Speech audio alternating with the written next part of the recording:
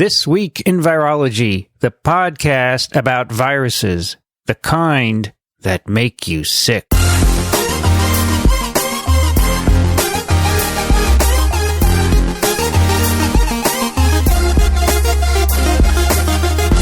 From Microbe TV, this is TWiV, This Week in Virology, episode 452, recorded on July 25th, 2017.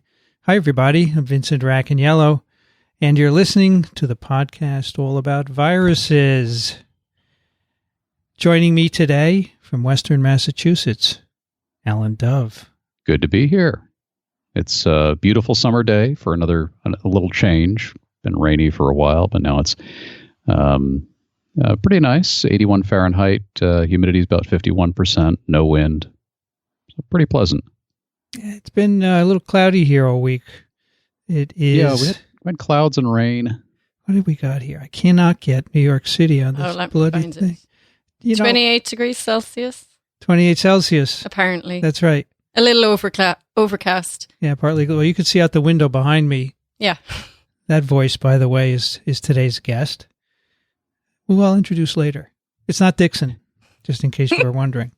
Also joining us from southeastern Michigan, Kathy Spindler. Hi, everybody. It's partly cloudy here, according to the weather maps, but it's really partly sunny. And the three things when I slide whichever way, left or right on my phone, 79, 76, or 75 Fahrenheit, take your pick, which is somewhere around 24, 25 Celsius. Big puffy clouds there. Huh? It's pretty. Yeah. Mm-hmm. So you were the last outside. It was warm. It's quite warm outside today, yeah. Oh, I forgot. I didn't introduce you yet. Sorry, we have a guest today. She's right here. I'm right here in New York City at Mount Sinai. It's actually the Icahn School of Medicine at Mount Sinai. She's from Peter Palazzi's lab. Lynda Coughlan. Welcome back, Lynda. Hello, everyone. This is my first TWiV. I'm very excited to be here.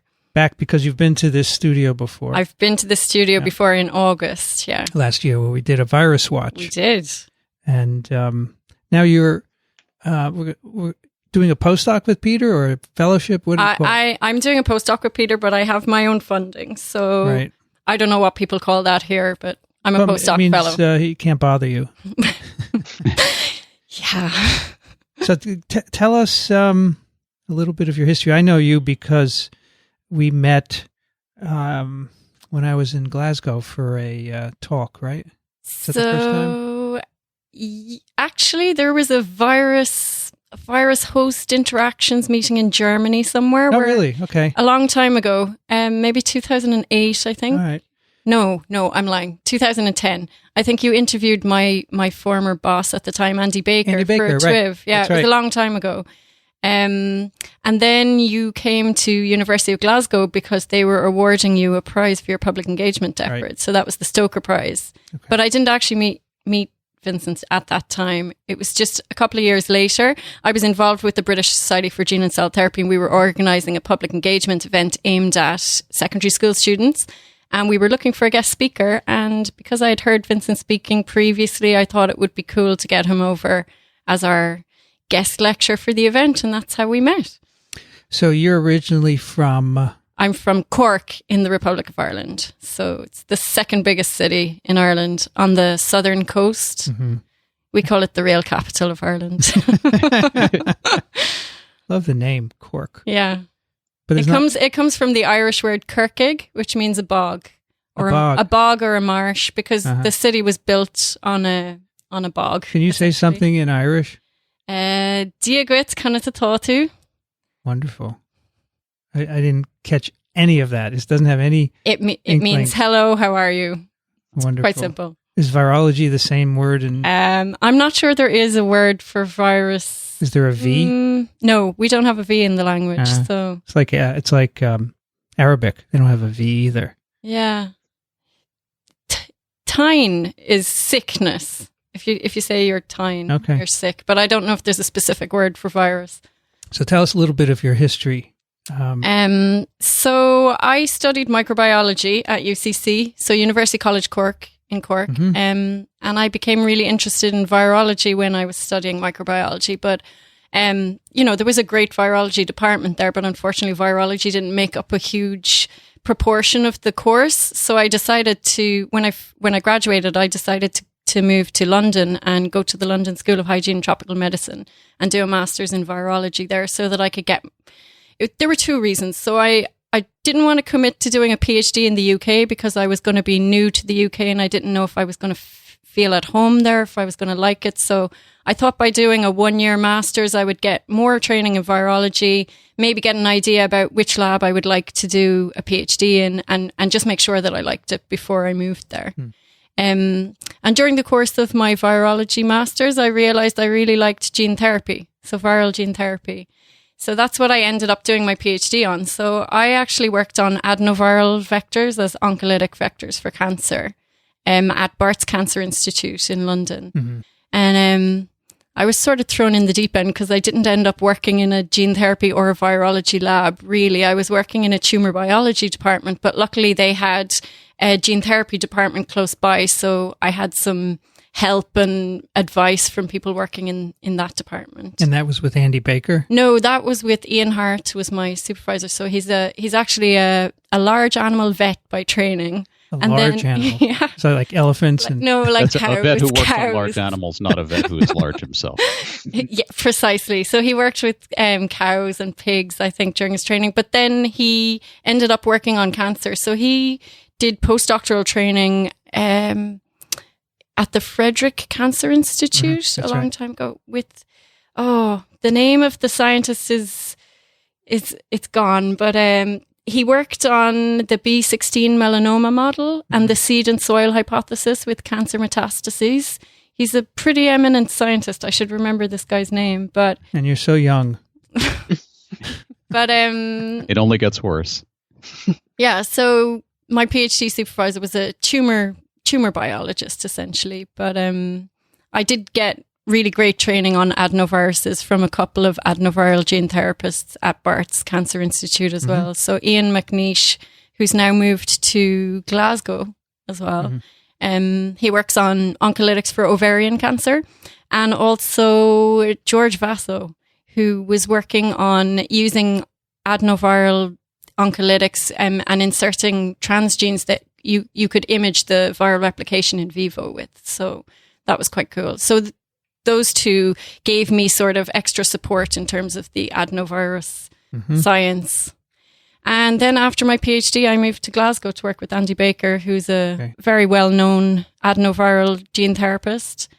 And Andy was heavily involved with the British Society of Gene and Cell Therapy at the time, and that's how I became involved. I was an early career representative for them, so I was sort of added to the board as somebody who would give a perspective for PhD students or early career postdocs and how we could make membership more inviting for that demographic. So part of that was organising this public engagement event. So the BSGCT have really been fantastic in doing a lot of outreach and science communication for a long time before I ever started being involved. But it was something that I really enjoyed. And essentially the day before their annual conference, they hold this one-day event, which is advertised to local secondary schools. And they get, speakers who come and pitch their science to these kids in a way that's accessible to them. But also, one thing they always try to do is invite somebody to give a talk from a patient perspective, which is actually really nice because it helps to introduce a lot of the ethical implications that are involved in some of these gene therapy and now stem cell therapies as well. So, they were always really well attended and we got great feedback about them. So, I had fun. I remember they all had their school uniforms on. They did, yeah. So we do like a lot of hands-on activities with them as well. So there was lots of DNA origami going on, and somebody had an inflatable, like they had a cow's lung that they brought from an abattoir, and they were using a pump to inflate it. Yeah. The students, they just thought that was so cool. Yeah. I have a video we'll link to, which it was great from that they made, and you're in that video. Yeah. When I was at Oxford, I also ran an event like that with the Jenner Institute at University of Oxford as well. And that was on, rather than being focused on gene therapy, that was focused on viruses and vaccines, so viral vectors and vaccines. But it was a similar idea. The students really loved that as well. And that was a really successful event. So as you may understand, Lynda is interested in science communication. I'm very interested clearly. in science communication. Yeah. Mm-hmm. I think we have a common interest. Absolutely. Vincent. But is it your goal to have a lab one day and do research, or not necessarily? I would like to have my own lab, yeah. But you would still continue to do science? I think it's really important you need to find a balance, but I think it's really important that scientists do communicate with the public, because there's so much misunderstanding and, fake news, my goodness, especially when you work in the area of gene and cell therapy. So stem cells, gene therapy, that's all very controversial and, a lot of ethical implications. And I think being involved with the British Society for Gene and Cell Therapy, they really have a very responsible attitude towards engaging with people. And at the end of these public engagement events, they would always hold a debate where people from the general public, so these events were not just aimed at students, anybody could come, anyone from the general public could come. So it gave people the opportunity to actually ask scientists direct questions about the implications of their work.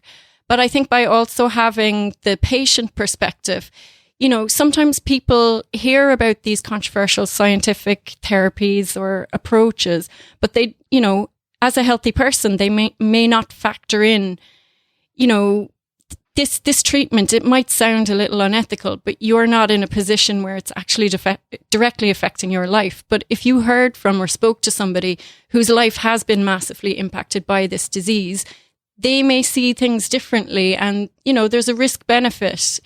Right. A lot of these therapies can be quite risky and controversial, but if it means that somebody gets to live with a better quality of life, then that's something that's worth considering. And we shouldn't just close ourselves off to new therapies because we don't believe it's right. It's a two-way discussion, and we need to be having this discussion with the public and interacting with them. And I think the British Society for Gene and Cell Therapy really do a fantastic job of having that two-way dialogue with patient groups and the general public. So what are you doing in Peter's lab? So I am working on universal flu vaccines, but because my background is adenoviruses, I'm actually working with adenoviral vectors as vaccines for flu. So it's an alternative strategy to what he's trying to do, but I feel like these vectors have a lot of benefits. So we should be investigating alternative approaches. I mean, the current seasonal flu vaccines, the situation at the moment where, we have to predict in advance which strain is going to be circulating in the next flu season. And then it takes a long time to manufacture these viruses. And, we're heavily reliant on eggs for production as well. So if there's an outbreak of avian influenza and all the chickens die and the eggs are gone, that's a bit of a problem. So I think it's good to be thinking of backup plans or parallel approaches that, could be compatible to what people in his lab are trying to do. So, yeah. So obviously his big interest is a universal, which would get around all of these issues of worrying what the strain is and so forth. So you're simply taking that and putting it into an ad vector. I'm using a couple of different approaches. I'm probably slightly more convinced about a role for T cells. Okay. In not mediating sterilizing immunity, because, I don't believe that they can provide sterilizing immunity, but there is accumulating evidence that they can, reduce symptomatic disease and that they can potentially reduce shedding and therefore transmission. So actually developing vaccines which stimulate T cell responses to conserved antigens for flu is an attractive alternative that could be used in combination with the other approaches. So I personally think it's important to have a T cell component included in a vaccination approach as well. But as I said, I'm a little more convinced than Professor Palese. Well, as I said, the key to getting along with Peter is just to say yes. So far, so good. Well, when you publish that, we'll have you back to talk about it. Sure. Yeah. All right, we have a couple of follow-ups from last week. First one is from Nathan, who writes, Dear TWiV team, thank you for featuring our paper on TWiV 451. I thought you did a wonderful job of describing our experiments and findings as well as navigating through our jargon. After hearing non-mosquito folks talk about our paper, I now recognize how strange some of our approaches must seem, and I should improve my writing for a broader audience. Your discussions were very helpful, so thank you. This, of course, was last week's expectorating mosquitoes. Yes.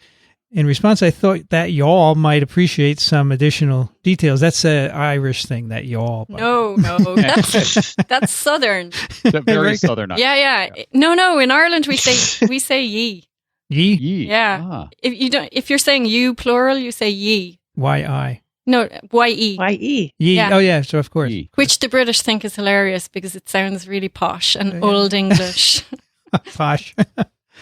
Okay, y'all might appreciate some details. These experiments were very difficult and tedious. Our initial goal was to construct a model natural transmission cycle using multiple rounds of mosquito and bird infection. The first issue was getting individual mosquitoes to infect birds without wasting any 1 to 2 day old chicks with mosquitoes incapable of transmitting West Nile virus. If the chicks do not get infected, we cannot reuse them because they're either too old to become infected, and it throws off the timing of our experiments. Hence the development of using the filter paper to test for transmission without sacrificing the mosquito. Compounding the issue was that our Culex mosquitoes did not feed well alone. They needed to get into a feeding frenzy with their friends. This is what we were wondering about. The social component. Yes. Many other it's very funny. It's like not drinking alone, right? Yeah. Many other mosquitoes like Aedes aegypti have no issue feeding alone in the lab. It might even be that our particular Culex colonies are picky.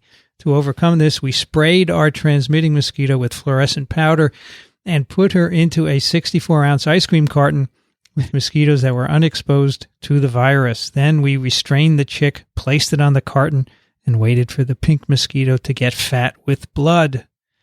The real hard part was orchestrating the timing of hatching chicks and mosquitoes to be of a particular age and screening the exposed animals for West Nile virus as close to the transmission day as possible.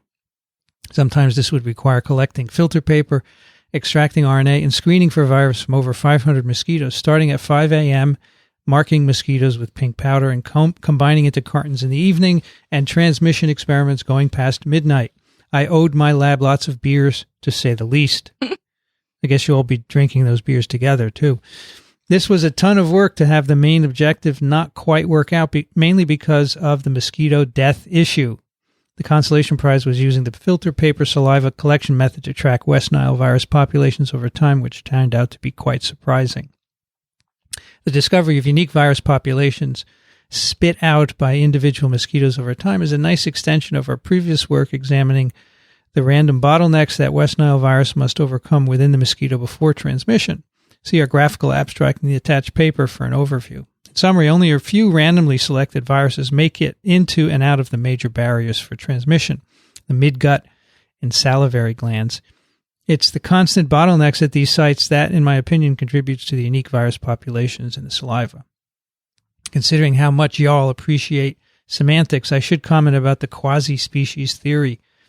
Quasi-species is not synonymous with genetic diversity, as it is often used. Rather, quasi-species is a form of mutation selection balance where the entire mutant spectrum behaves as a single unit and collectively determines fitness, i.e. group selection. It is quite difficult to demonstrate that this form of selection is actually happening during infection. Thus, it is still very much a theory and not absolute. We did not mention quasi-species in our paper because we did not investigate how the virus behaves as a group, only how drift and selection act to reorganize virus populations. Thanks again for presenting our paper. Be happy to address any follow-up questions. Cheers, Nate. P.S. I live in San Diego, so I won't upset you with the weather details. Trust me, it's nice. Nate, is that? I was glad to have him do that clarification of quasi-species, because when it came up, I knew enough to know that the evolutionary biologists don't like the way virologists use it, and that I have a tendency to just have to look it up every time so that I get it right. So this was helpful. It's not synonymous with genetic diversity. Yeah. But of course, it was discovered in virus populations, right? So in a way, the virologists should understand it, but they don't always. I don't know. I don't know that the term didn't exist before viruses. I think it did, and I think the evolutionary biologists had a concept for it. Yeah, Manfred Eigen, right? I think he promoted that a lot. That's right. Mm. So maybe Esteban Domingo was the first to apply it to virus populations. I think, yeah, together with John Holland, yeah. Alan, can you take the next one, please? Yes. Greg, we're up to Greg, right? We are. Okay, Greg writes, Dear TWiV hosts, thanks so much for the nice discussion of our recent paper on TWiV. You all do such a great service to our field through this podcast, and although I've never really thought to thank you for it, it's now high time. So really, thanks a lot. The phenomenon about group feeding in mosquitoes is pretty strange, and it may be that someone understands it somewhere, but I don't.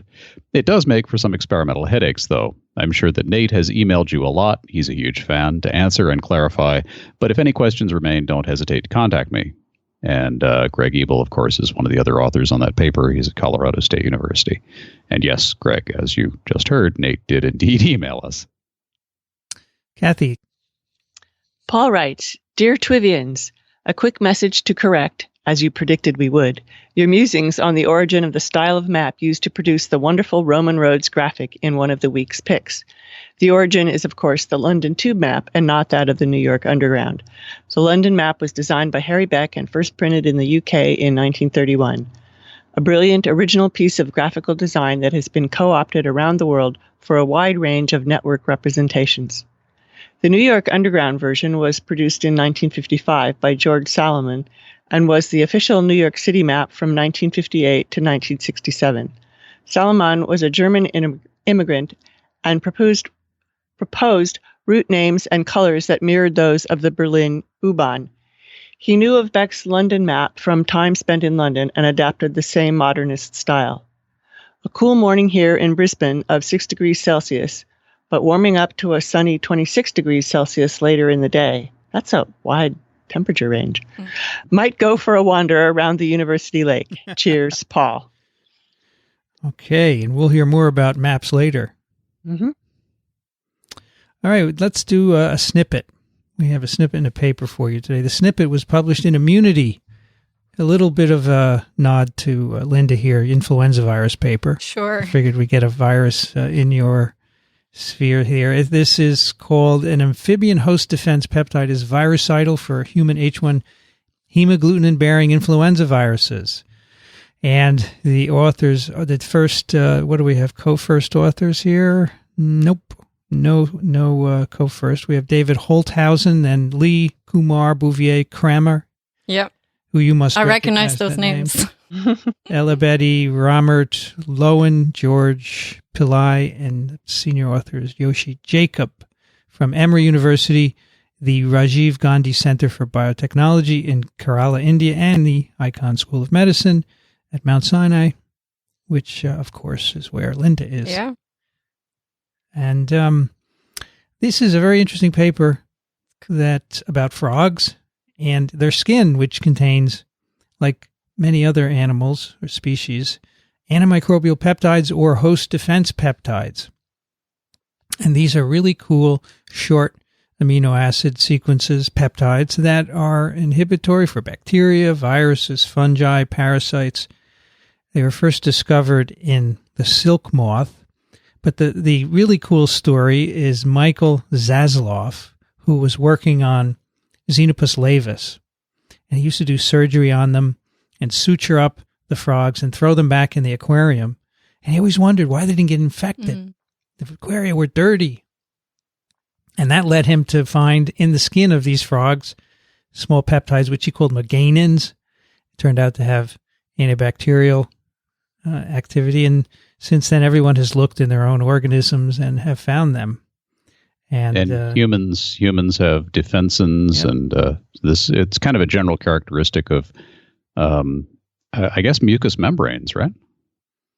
I think in humans they can be found in different cell types, not just mucous membranes. So neutrophils, and then the silk moth that's in their hemolymph.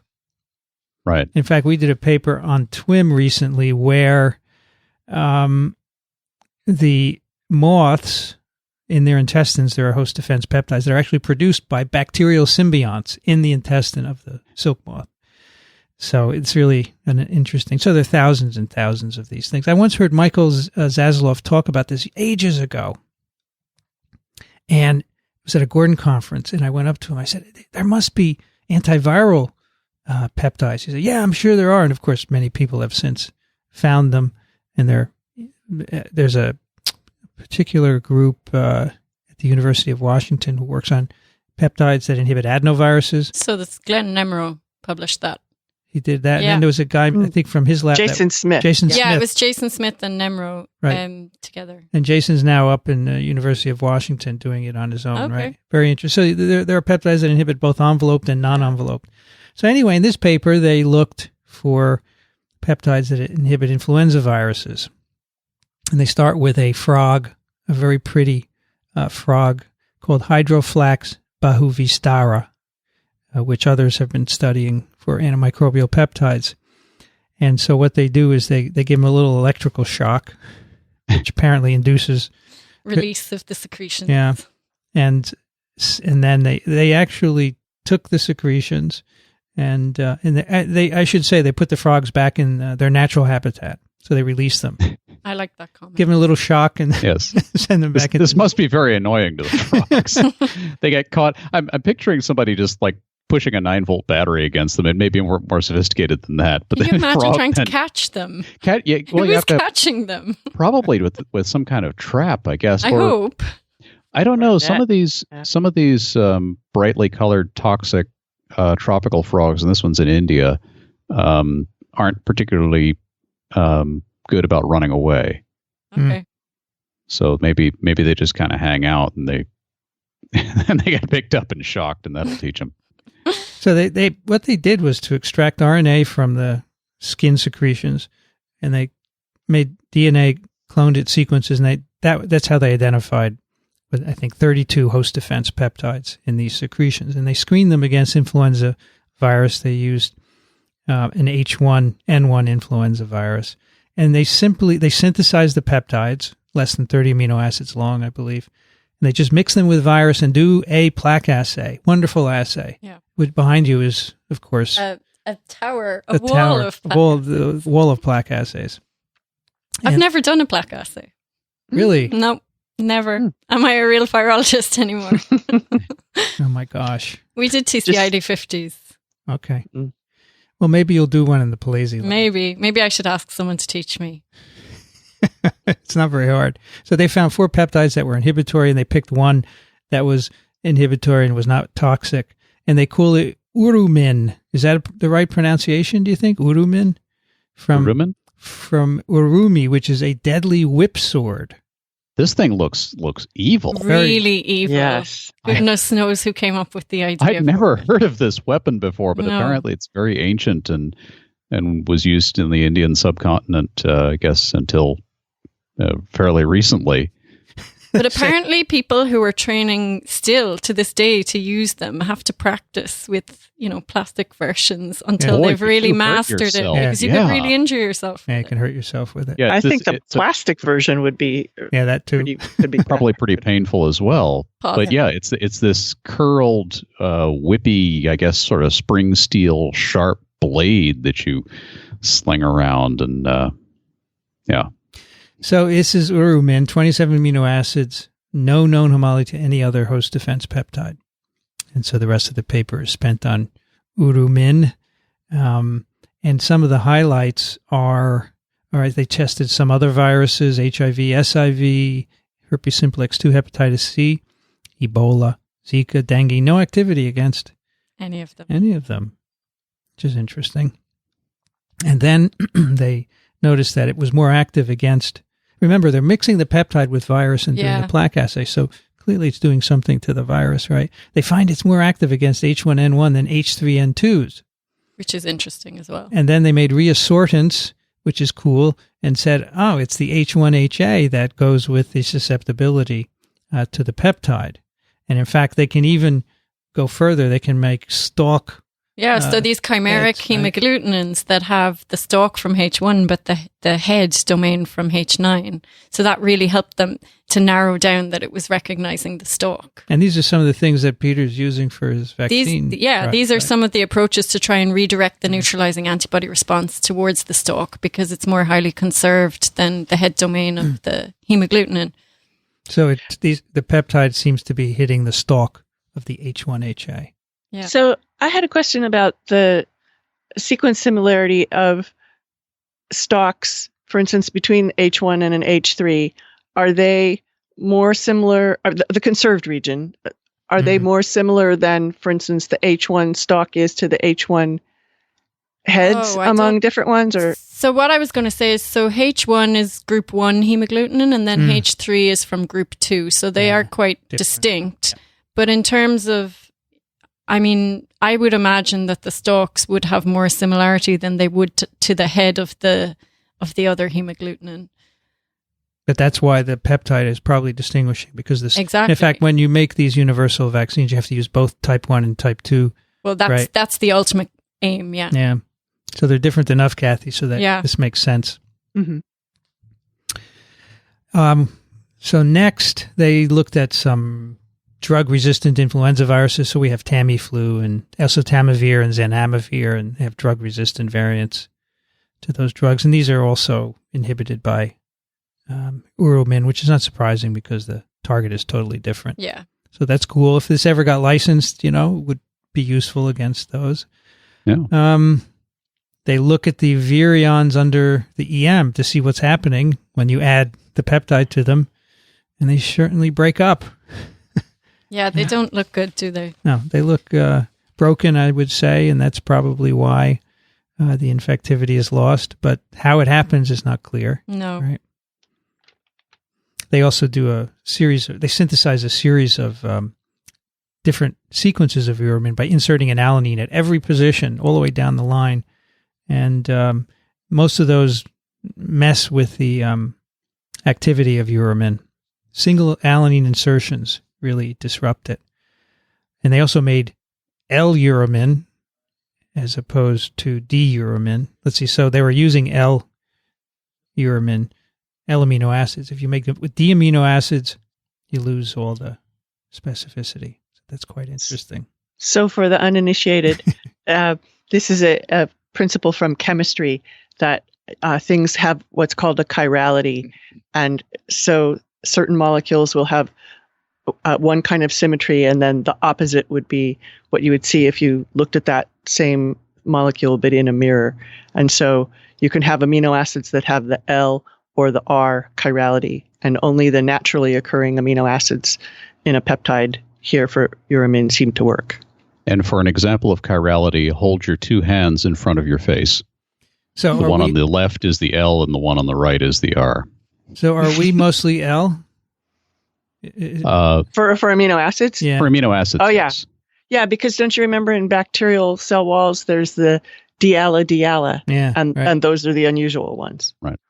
There's a guy at University of Utah, who works on D forms of everything. He calls it D-Ebola project. Wants to make antivirals that are D-formed. And it's really interesting. Right. So in this case, you kind of expect this result where if you use the D amino acids, they're going to produce a molecule of a different shape, which is not going to bind to its target. And so that's actually a really good check that the mechanism probably is what they think it is. But if you had a D hemagglutinin, it would probably inhibit it. It might, If you, who knows? Peptide, right. Yeah. Make it. And finally, they show that in a mouse model, you infect mice intranasally with, this is the PR8 strain, a mouse-adapted strain. You can protect them from morbidity, mortality. You can reduce lung titers by giving them intranasally the peptide. So it helps them a bit. And so that's the story here. It's a nice snippet. I love this statement.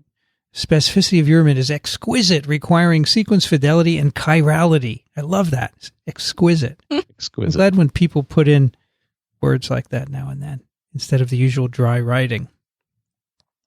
So I think there are a couple of interesting questions here. How binding to the HA ends up wrecking the virus, right?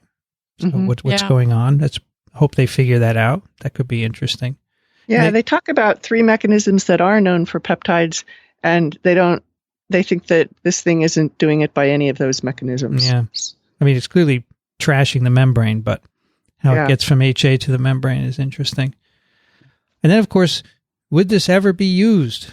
And the thing is that many people have been working on these host defense peptides, and none of them have ever been FDA approved.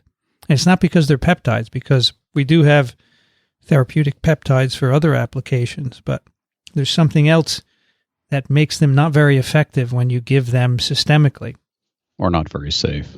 Or safe, which presumably you could deal with. But yeah, they're just not, they haven't been useful. So now, in terms of manufacturing, it wouldn't be a problem. Manufacturing is no problem. It'd be very easy. You can just synthesize these peptides in whatever quantities you want. But that's why people are going after them.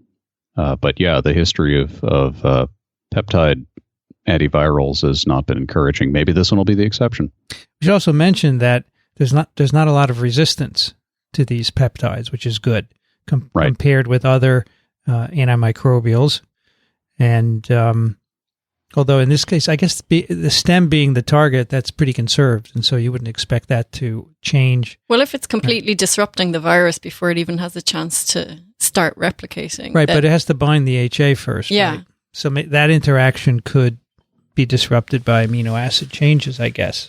But yeah, you're right, though. If the majority of a virus population is able to bind the peptide, I don't know, the few that left, I guess, would multiply. But they don't talk about resistance at all. Anyway, and there's also the question, of course, of what is this doing for the frog? Yeah, that's what I was wondering. Why would it have a H1 specific inhibitor? Like, do frogs get infected with influenza viruses? I don't know of any. I have never. I did Google this quickly last night, and did you ask Peter if no, frogs? He's away at the moment. He's away, but I'll ask him when he gets back. I did find one paper. Well, I found some news articles because this tends to get picked up by the media quite a lot because it sounds cool. I found some news reports about a group in, is it Kansas State or somewhere, that were suggesting that frogs could actually be a source of influenza A viruses. But I didn't have time to look into it in any more detail. But maybe some of the listeners know about this and they can... I presume that this is antimicrobial for the frog, for some other microbes that it encounters. And it just happens to accidentally inhibit flu, which it's amazing. Why specifically H1? I know. I know. Yeah. That's a little bit funny, isn't it? But that can happen, I suppose, because H1 and H3 are different. And not any other viruses as well. It seems really strange. It does. It almost sounds like it was selected for that purpose, right? Well, that's what I mean. I'm trying to figure out what the evolutionary reasons so the question would be, what is it really inhibiting for the frog? What is it really targeting? And exactly. How different is that from flu or whatever? Yeah. Yes. Right. Yeah, I think it's a coincidence that it targets this particular molecule on this particular virus. It was found because that was what the assay was, but I think it's there on the frog to target something else entirely. Sure. And just coincidentally, it happens to bind this. By the way, yesterday I blogged about this, and 10 minutes after I posted the blog, the senior author wrote me and said, "I like your blog." I said, "Oh my gosh, what are you sitting there waiting for things to be published?" Your paper. Wow. That was so quick.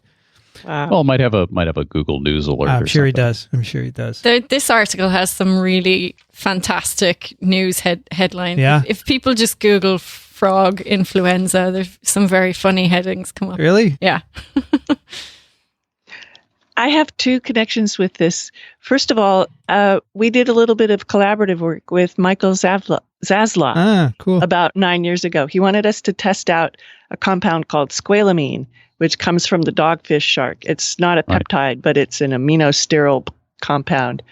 And he had this model that we tested, but the compound we think probably didn't get into the brain. And since mouse adenode does a lot of its stuff in the brain, he wanted us to look in the liver and kidney, and that we didn't see much virus there one way or the other with or without this compound. So couldn't really conclude anything. So he had this model that its role in antiviral defenses is focused on the enterohepatic circulation. So that was one story. Go ahead. I was just going to say, yeah, because the alpha defensins have been shown to stabilize the adenoviral capsid, right? And that's right. So it doesn't disassemble, and then you can't get escape from the endosome, because you need the capsid to disassemble and release protein 6 in order to get the adenoviral escaping from the endosome. So Glenn Nemero's group and Jason Smith, as you mentioned, had shown that it actually stabilized the capsid of the adenovirus, and that was the mechanism of inhibition. Right. So, but those are for actual peptides, whereas this thing with Zasloff was not a peptide. Oh. And then to continue with Jason's work, he started working on mouse adenovirus. And so, a little bit self-serving, I'm a co-author on a paper that he published about this, showing that the defensin is antiviral for mouse adenovirus. Okay. And so that's my second connection to the antimicrobial peptides. I did not know that. Mm-hmm. Here are some of the headlines. Fighting the flu with frog mucus. Yep. Frog slime kills flu virus. And this is killing flu viruses with help from a frog. South Indian frog oozes molecule that inexplicably decimates flu virus, which is not right because decimate is 10%, right? And fighting a losing battle. Oh, yes. Yeah, you're not going to win that. And one. here's one. Next, newly discovered frog slime could end flu season for good. Is there anything about kissing a frog? Surely. No. I feel like they've missed out on an opportunity there. I put that in my title suggestions for this, so we can grab that. Yeah. Nice. All right, moving on. Today happens to be World Hepatitis Day. Oh. What a coincidence. Yes. Well, I picked this paper on hepatitis because of that. Okay. It's, of course, to raise global awareness of hepatitis caused by all the viruses, A, B, C, D, and E. Encourage prevention, diagnosis, and treatment. It's not the day that you should go out and get hepatitis, okay? No. It's not the same thing, but you should think about it. And this is a paper from Science, and it is called Mouse Models of Acute and Chronic Hepacivirus Infection. First author is Eva Billerbeck, and the authors are Wolfsberg, Fano, Shao, Quirk, Luna, Cullen, Hartledge, Chidiboga, Goschel, Lipkin, Buch, Scheel, Kapoor, and Rice. And of course, Lipkin, Kapoor, and Rice have all been on TWiV at one time or another. They're from Rockefeller University, University of Copenhagen, North Carolina State, Ohio State, New York University Medical Center, and Columbia University. Now, the virus here, of course, the idea here is that you want to have a mouse model or an animal model for hepatitis C. We don't have any immune-competent small animal models. Do people not currently use rats? Like, I understand the reasoning for why a mouse model would be better because you have all the genetic knockout strains, but are people, if presumably this is a rat hepatitis virus, were people not using rats already? Don't know. Do the rats get sick with it? I don't know. Well, what do you mean by sick? Well, right. You know, these mice don't really get sick. They don't get. But do they get some condition that you can monitor and track the progress of that would mimic the human? So it says in the paper that they can establish a hepatotrophic infection in rats, that this virus can. So maybe it does, but I don't think people, as you said, an infectious disease, you'd rather use a mouse, right? If you want to study the mechanistic kind of... Yeah. Frankly, personally, I would rather use mice because I can't handle the big rats, you know. It's scary. Well, also they're actually very friendly. Really? This virus was discovered in 2014, so they haven't had a lot of time to establish a big track record with a rat model. True. And now they're going to go, in this paper, right to a mouse model. Yeah. We have go ahead. I was just going to say, there's just so many more mouse models and reagents than there are for rats. Yes. Yeah, absolutely. But there are plenty of people who study rats for certain things. Yes. Oh, yeah. Well, and certainly for things like physiology studies. Yeah, exactly. This virus, this Norway rat hepacivirus, was discovered here in New York City. In fact, I saw an article that said I guess it's at the end of this Science article, New York City's gift to hepatitis C virus was discovered by Ian Lipkin's group. And I think we talked about it at some TWiV in the past. Yeah. So this is a little bit of an arc. So they know that this virus infects rats. As Lynda said, they wanted to see what would happen in mice. So they start with immune-compromised mouse strains. You can have mice that lack B and T cells, interferons of all sorts, and they infect these mice with this virus. And this is virus that's produced in a rat. I guess doesn't grow in cells. Not sure. But anyway, they produced a stock in a rat, and it infects these mice. It establishes a chronic infection, which means that it's not resolved.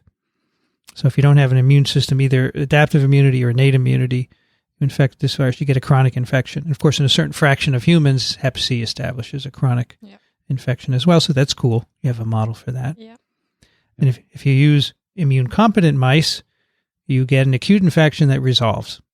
In other words, replication. You can see very nice virus titers in serum. And then the infection is cleared. So if you have an intact immune system, that can clear the infection. So you have both acute and chronic models, which is kind of nice. I would say that was easy. All they had to do was infect. Yeah. Well, exactly. Why did it take them 3 years to do this? It's not always the paper. You had to get the whole group together and convince them that it was worth doing, right? Yes. Because that's the hard part, I think.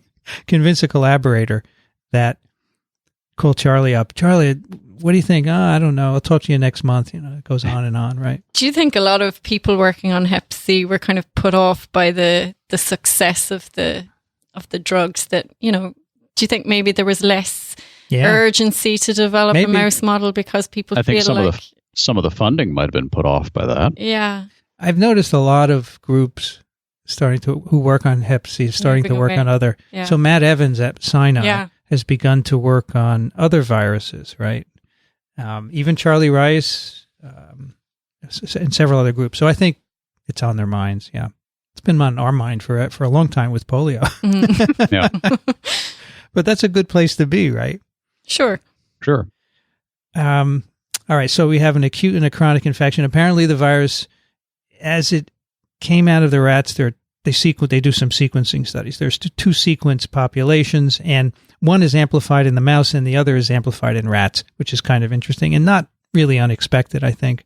In different hosts, you select for different populations, and they don't really take that very far, and I'm sure that'll be the subject of other studies. But the real interesting part of this paper is what parts of the immune system are influencing the clearance of this. We should mention in passing that this serial passage experiment was a gain of function experiment.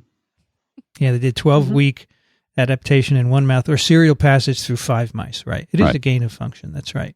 But it gained the ability to survive better in mice, and it had these sequence changes. Which just goes to show that just because it's gain of function doesn't mean it's bad. Right.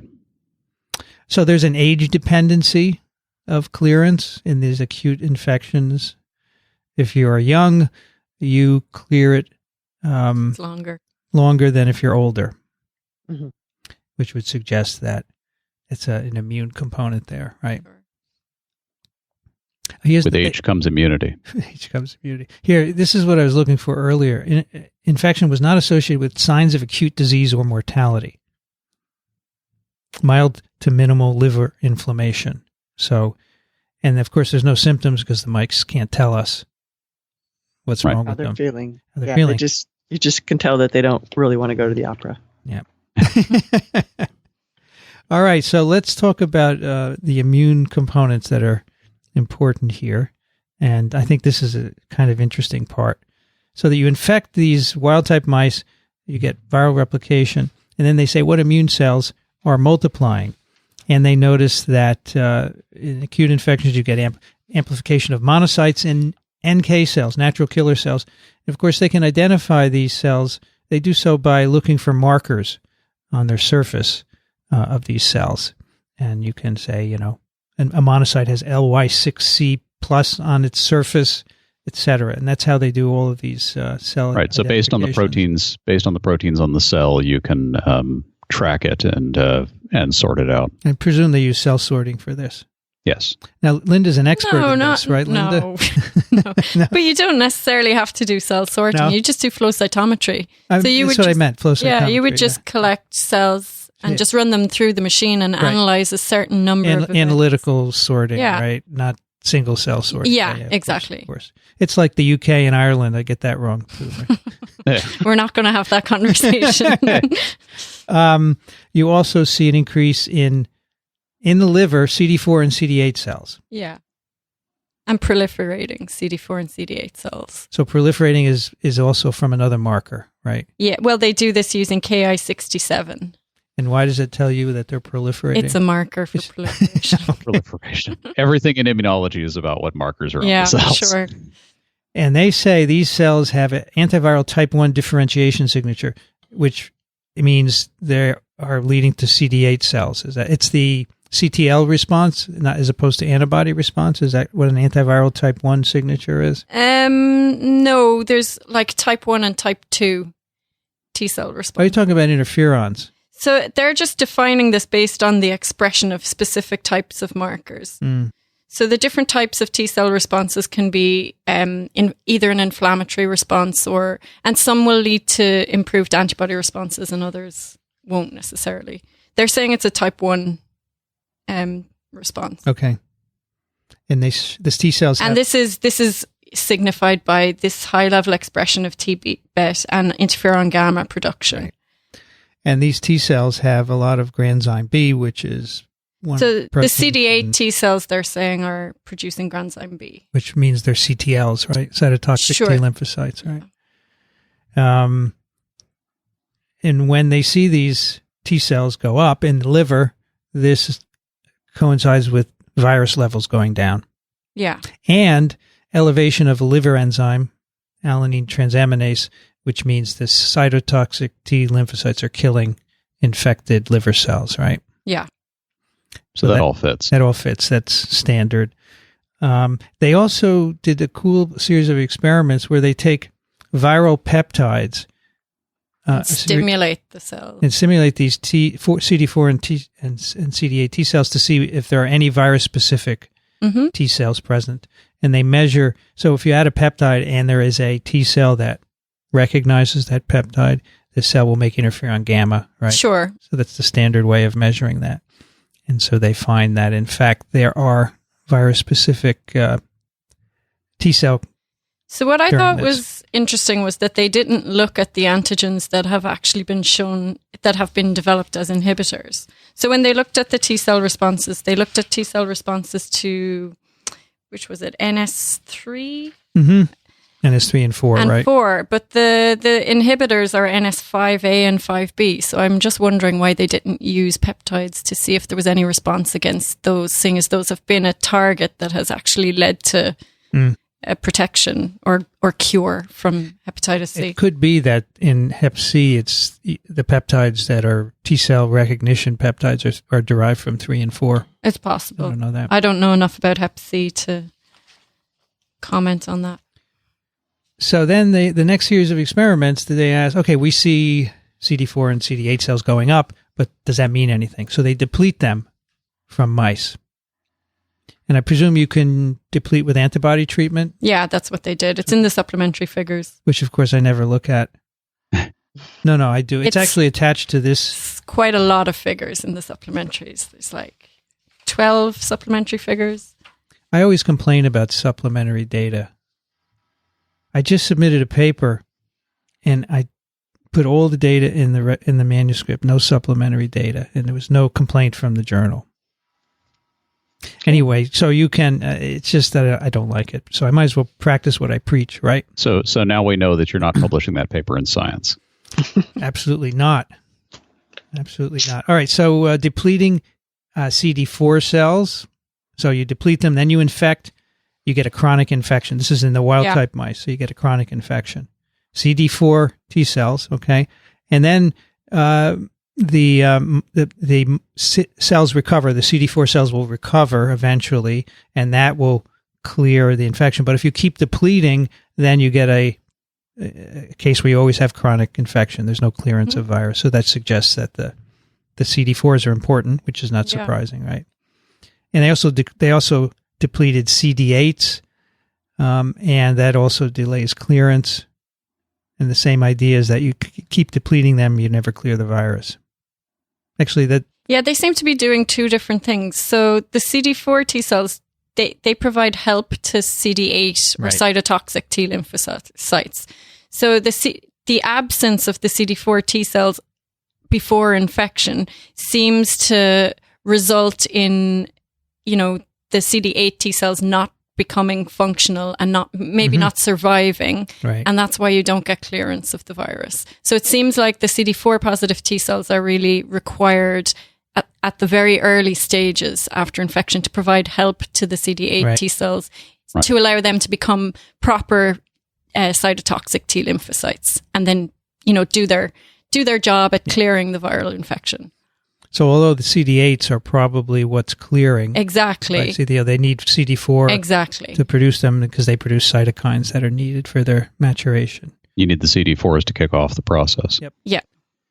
So these series of clearance experiments basically show that you need the CD4s to initiate the antiviral response, which is carried out by the CD8s. So actually, I thought this was quite interesting as well in the context of people who are HIV positive or who have AIDS, who may have lower CD4 positive T cell counts.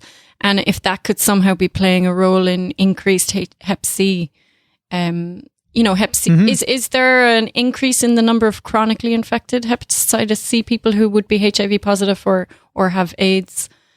Is that something that people look at? I don't know. I think so. Because you imagine if the presence of CD4s are really that critical for the early response to protecting people against becoming chronically infected, you'd imagine that might play a role. Sure. Mm-hmm. Yeah, I believe that there is a cohort of doubly infected patients, HCV and HIV, and I think the HIV exacerbates that and probably has made them more susceptible, right? Because as you say, the CD4s are needed for clearance of hep C. But that goes for many. True. Of course, a lot of people with hep C who don't have HIV also fail to clear the virus. Yeah. HIV, HCV co-infected patients have more liver-related morbidity, mortality, and overall mortality than hep C mono-infected patients. Okay, so I was wondering if there was an increased proportion in the number of people who would go on to becoming chronically infected. Yeah, I don't know the answer to that. That's a good question. Well, I think the number who go on to become chronically infected is pretty huge. Yeah. It's like 75%, I think. Really? No, it's not that high. No, I don't think it's not that high. Where was I seeing that? We have to pull up a graph, which I show in my lectures if you want to look at that. Let's take a moment to get that. Is that the number of people who are chronically infected who then go on to have more serious liver cirrhosis? Oh, maybe that might be it. That's what I was thinking. Your statistics sounded familiar to me, but there's a 75% in there somewhere. Yeah.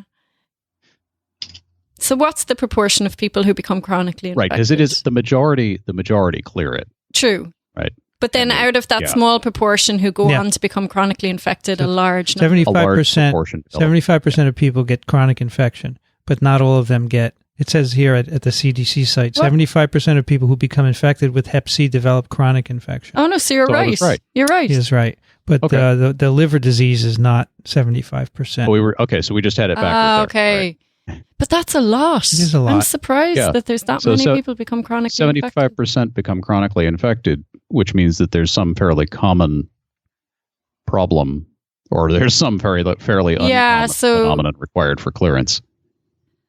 True.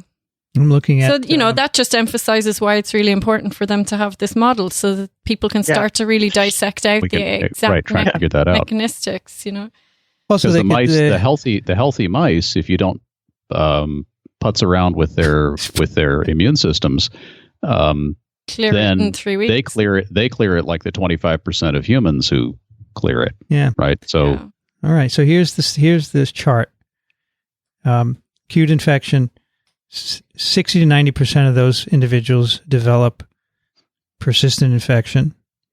And then after about 30 years, 2 to 30% develop end-stage liver disease, and 70 to 98% have asymptomatic persistent infection. So that is correct. But, you know, as they said in the introduction, you probably can't eradicate Hep C by the good antivirals that they do have, so a vaccine would be. Yeah. And you need an animal model to test vaccine it, would be right? great, yeah. Yeah, and we're kind of working our way through the hepatitises, aren't we? We've got vaccines against Hep A, Hep B, C and now is next. C is next. All right, what else did we look at here? They looked at antibodies. Yeah, so they didn't seem to think the antibodies were playing a major role, right? Yeah, because they immunize mice. Well, they infect mice. Then if they challenge them, you know, you can get resistance to a low number of challenge virus. But if you bump it up 10 to the 2, they're protected, but not 10 to the 3 or 10 to the 4 genome equivalents. So the antibodies are produced at a low frequency to completely prevent reinfection. And they say that's similar to infections in humans and chimps can get reinfections. So the fact they're saying genome equivalents tells me they have no infectivity assay. Right. Possibly. Right. Right. That's what I think. And they also depleted NK cells from these animals, and they get higher viremia, but the clearance is the same. CD8s. As in the untreated mice. So they say they're not essential for clearance of virus. Oh, well, last thing that we should touch on is exhaustion. Yeah. We've only been going an hour. So I don't know if we ever talked about PD-1 on this show. All right. PD-1 is a really big, important molecule. Programmed cell death 1 is a receptor on the cell surface, and there's a ligand. And the idea is that ligand PD-1 interactions on T cells immunosuppress them, essentially. It's a way of regulating the immune response.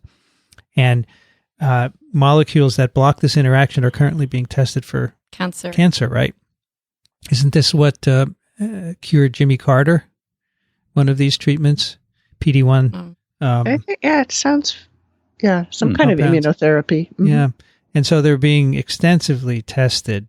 And it's very exciting because you can turn on these T cells after they've been shut off by the PD-1 ligand interactions. And I think some of these authors, no, they're not from Emory. I guess that was the other paper. But that was the other paper.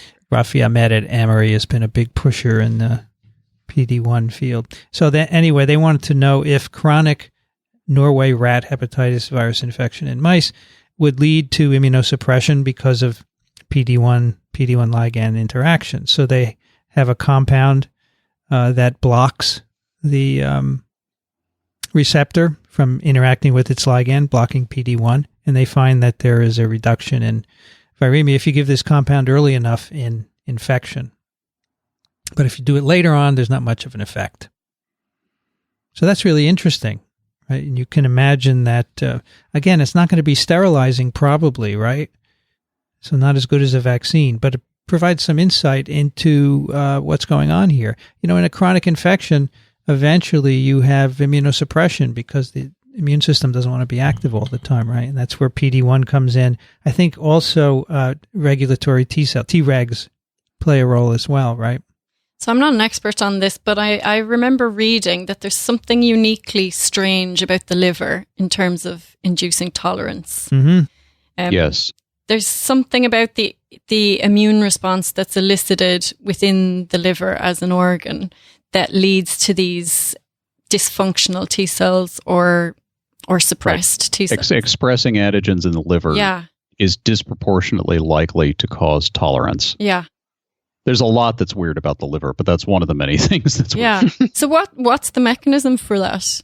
I do not know. No, I'm not sure that the immunologists know yet either. But I do remember having conversations with people who work on malaria vaccines, for example, or even adenovirus. You know, if you do IV delivery of adenovirus, you do get kind of weird T-cell responses.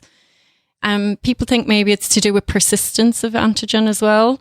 And in the case of a chronic infection like Hep C, maybe that could be playing a role. But there does seem to be something unique about the liver in inducing these dysfunctional T cell responses. Anyway, I think, sorry, go ahead. Go ahead, Kathy. I was just going to confirm what you said. Jimmy Carter got pembrolizumab, which goes by the name of Keytruda, which the MAB at the end tells you that it's likely a monoclonal antibody, and it targets PD-1. Yep. Keytruda, I think it's a Merck drug, if I'm not mistaken. Keytruda, yep. Merck drug. And Merck at the moment, of course, is paralyzed by a ransomware attack. Did you know that? Every site is paralyzed and nobody can go to work. Oh my gosh. It's amazing. That happened to the NHS in the UK a couple of weeks ago. It did, yes. Or a couple of months ago, and maybe. Some people died as a consequence. They couldn't get what they needed, surgeries, etc. Wow. And Merck is not some small mom and pop operation. That's a big deal. Well, neither is the NHS. No, exactly. Well, the problem is that I'm not going to tell you what OS they use at Merck, but it ain't new. No. Anyway, Keytruda is a Merck product and really exciting, all this PD-1 stuff. And I think this is the first time we've really brought it up. But anyway, I like this paper. I thought it had a lot of interesting basic science in it. Mm-hmm. I think it's really neat that they have this mouse model. And I just have to say, every time we write a grant these days to use mice, the reviewers say, what's the relevance of mice to humans? Why don't you do some human studies to confirm what you find? Because they're so expensive. Yes. But I noticed throughout this paper, they keep saying, this is what we see in humans and chimps. This is what we see in humans and chimps. So that really this parallels this. Yeah. It's very difficult, but I think this is a great model, and I hope we learn a lot. Yeah, it's going to be important for vaccine work, for sure. Yeah, and it's very hard to get humans to sign up for a trial where they're going to be artificially infected with a virus and then have their immune system suppressed. It's a difficult experiment to arrange. You bet. All right, let's do a couple of emails. The first one is from Maureen, who writes, I am a clinical research nurse with NIAID at the National Institutes of Health. I work with infectious disease patients of many types, and we run the Special Studies Unit where the Ebola virus patients were treated. Their director has put out an article in his blog on some findings from the research done from the Ebola patients. I thought you might be interested in the paper. Thanks for all the informative podcasts that you present each week, and for the summaries now of the paper you are presenting. The intelligent discussion among all of you is such an inspiration. It is 95 degrees, 35 C, and sunny now in Bethesda, Maryland. And she sends a link to the director's blog. So Francis Collin writes a blog now and then. Ebola virus lessons from a unique survivor. And this is a 34-year-old American healthcare worker who got infected and was brought back and treated. And these are some of the interesting findings. He goes through his course of treatment and what the clinical findings were and laboratory findings. And it's pretty neat. A striking transition in gene activity occurred from day 13 as the adaptive immune system kicked in to target the virus. By day 20, the immune system had completely cleared any signs of free virus in his blood. He's a lucky guy, huh? Yeah. Anyway, thanks for that. That's pretty cool. There was a comment about how he's just getting back to normal after a year. And I just thought, oh my God. Yeah, this is a long process. It makes you realize how serious this is. How are his eyes? Yeah. That's something that's come up with a lot of this. Now that we have a population of Ebola survivors, there's this accumulating evidence that the virus may accumulate in vitreous humor and may not go away. Absolutely. I mean, that's not a fluid I would want sampled, but no. Just a question. Okay. Alan, could you take the next one? Sure. Steve sends a link, and then, which I haven't read yet, says, Hi, Vincent. I wonder if you might be able to discuss this idea of a, quote, newly discovered branch to the enterovirus tree, and if Byron Hyde's theorizing is likely to stand up in the case of ME. Myalgic encephalomyelitis. Oh, okay. Also known as CFS, yes, right? But the patients prefer ME. Okay. He weaves a rather flowery story case history here, but I have little doubt from my own experiences of what passes for a diagnostic procedure in the UK that the majority of cases of CFS really are just patients who used up their 3 strikes and you're a hypochondriac allocation of tests or consultants and were simply never taken seriously again until an acute crisis like a minor stroke happens, as in my own case. Here, the case history develops around what should have been an easily diagnosed case of hand, foot, and mouth disease, but I'd be interested if you could fill us in with an up-to-date state of the knowledge on enteroviruses and the diseases they may cause on TWiV. I've been interested in your case histories as enthusiastically described by Daniel on TWiP and the way he describes his working collaborations with what seems to be a diagnostic team, which is a marked contrast to the process of serial short interviews with solo consultants whose relevance has only been guessed at widely separated intervals of months that passes for a diagnostic effort here in the UK.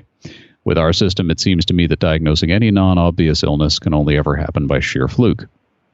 Dr. Hyde's example of the diagnostic process applied to the poor patient Amy in the above account is, I'm sorry to say, very familiar. The closing of ranks by the UK professionals that Dr. Hyde experienced when he tried to advise them of the more appropriate diagnosis for Amy, you should already be familiar with, as it closely parallels and partly stems from the same culture that David Tuller has been investigating over the PACE trial and the closing of ranks against anyone who dares to question it. All the best, and many thanks for the continuing free education on all things microbiological that you and your colleagues are providing to the world. Well, let me weigh in on this. So he sends a link to an article in Health Rising, which is a ME website essentially, and it's about Byron Hyde, who's a Canadian doctor who's been treating ME patients for years, and he has a theory that it's very often triggered by enterovirus infections, like Coxsackie viruses in the case of hand, foot, and mouth disease here, or other enteroviruses and echoviruses. And he has what he has constructed, what he calls an enterovirus family tree. So it's like a phylogenetic tree, except it's not based on sequences.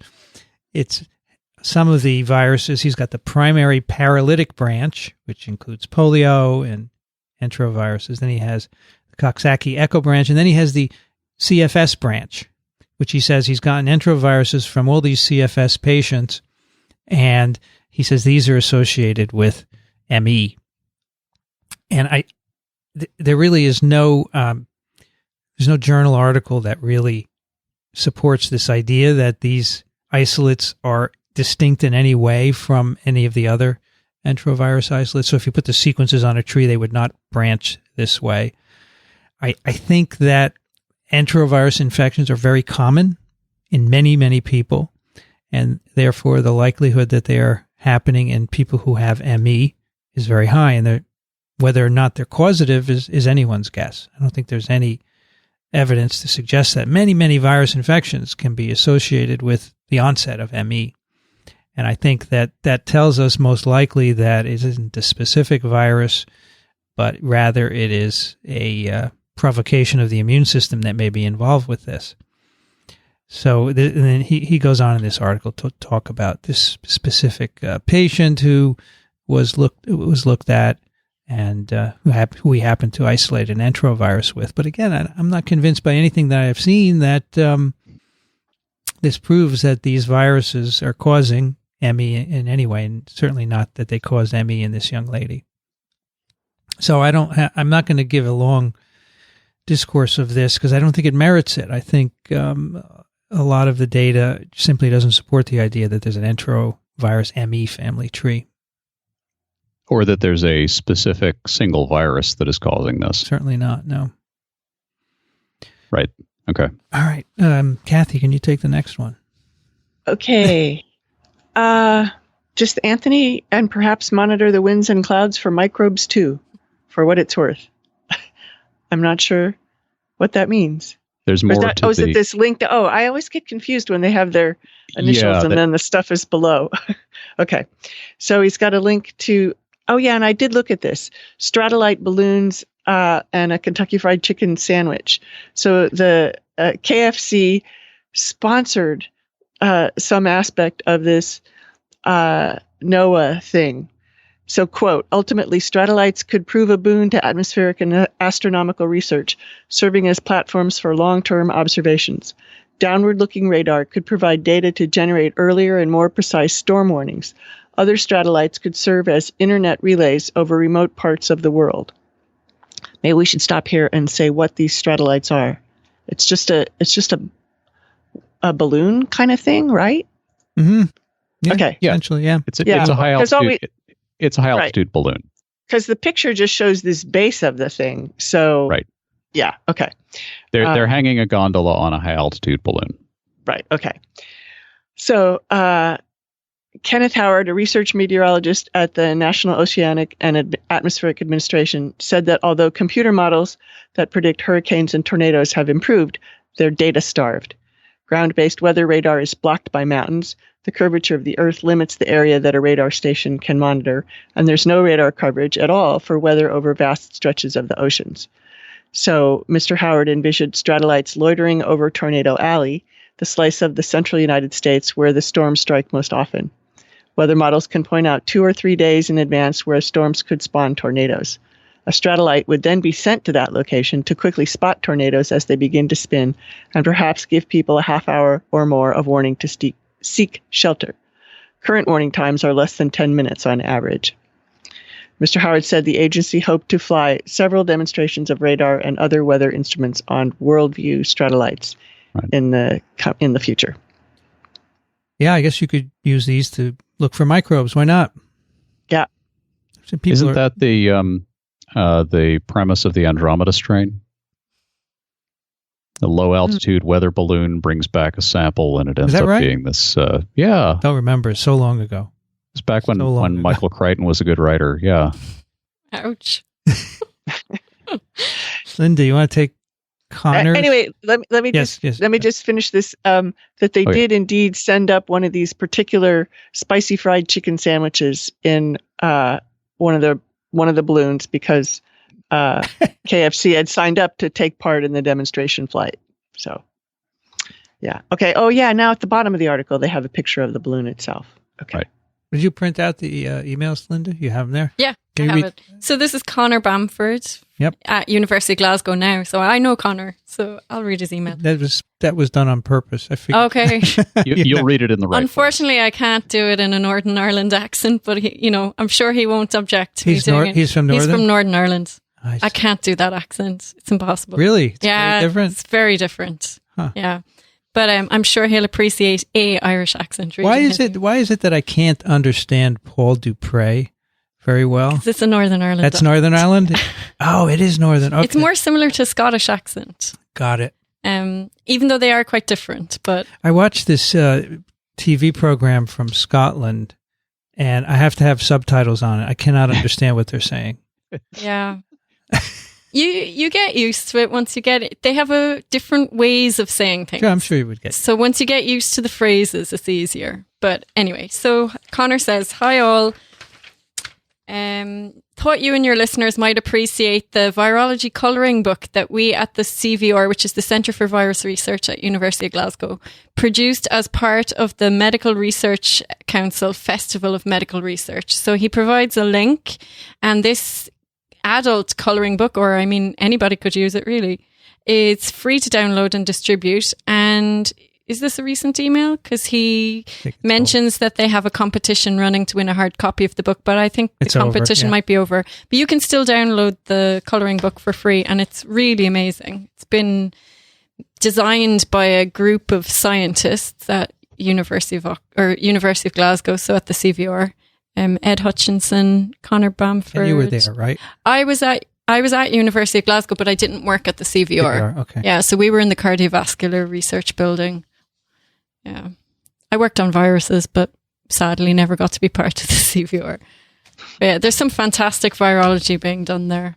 They have a new building as well, right? They have a very fancy new campus, as far as I remember. All right, the next one's from Torma, who writes, Dear World of Virology Professors, first thing first, I would like to express my huge appreciation for your great work and for the really stimulating and informative podcast. I write from the oven hot Budapest, which is whereas currently 34C or 93F, all blue sky, no clouds, no sign of redeeming rain. During the previous podcast, there was a conversation about the Japanese term for ladybug and about the urge for the more pronounced presence of women at scientific events. Speaking of urges, I can't help to share with you the Hungarian word for ladybug. It is spelled... and it's pronounced Katika-bogár. Okay, more specifically... Hitpetyish, Katika-bogár. Thank you. The seven speckled, which bring one's good luck. The first part, Katika, is Nick pet name for Kathy or Kate. Oh, it's Katika Spindler. It's a Kathy bug. And the second part, bogar, means bug, so it also has a feminine character to it in Hungarian. With being said that, big shout out for all the dedicated women scientists for their great contribution for building the Tower of Science higher and higher. By the way, Professor Spindler, great video about the pipette washer and the Astro Kate interview was just over the top. Thank you all for making science so cool. I wish you all the best. Tomra is from the Research Center of Sport and Natural Sciences. P.S. I was really impressed with Professor Despommiers' pronunciation of Budapest. It almost sounded native. Probably a heritage from Miklos Müller. It would probably be Miklos, right? Mm-hmm. Do you speak Budapest, Kathy? No, but I looked this one up on on Google Translate. And because I was in Budapest, I did try to learn some things before I went. Budapest. And so, yeah. That's cool. Seven-spotted ladybug. We call them ladybirds. Really? Yeah. Yes, yeah. That was clear that it was a UK thing and Ireland thing to Excellently done. Excellent. To use ladybird. Yeah. Alan. Severin writes, Dear weekly virtual bus companions, in the most recent TWiV episode 447, there was a discussion about science communication, including an example of new ways of engaging with the public through tea and science sessions. Here in Australia, as well as the UK and possibly other places, there has been something similar going on for a few years, but in a pub. They say that many great ideas come from discussions over a drink or two, right? It's called Pint of Science and has sessions held around the country about a wide variety of topics. Check them out and keep up the wonderful work. And I had heard about this at some point. I've been to them. Yeah? Yeah. They're really great in fun. the UK. In the UK, cool. yeah. They're very popular. In Oxford, they had, you had to book tickets weeks in advance. They were sold out really quickly. So what would happen? So I'm just trying to scientists would go talk? Yeah, so we had, I went to one about Ebola, and it was, the name has just escaped me now, which is really annoying me, but a professor from University of Oxford who had been out in Ebola working in these diagnostics, kind of doing clinical trials in Ebola, he gave the talk dressed in the full biohazard gear, which obviously people just loved, you know, sure. Pint in hand, we're all having a drink, and they do an interactive quiz in the middle, so you can compete to win t-shirts or pint glasses printed with Pint of Science. Yeah, I went to another really interesting one about whether or not a Yeti exists. Mm-hmm. That was quite cool too. They're just fun, it's trying to bring science to the public.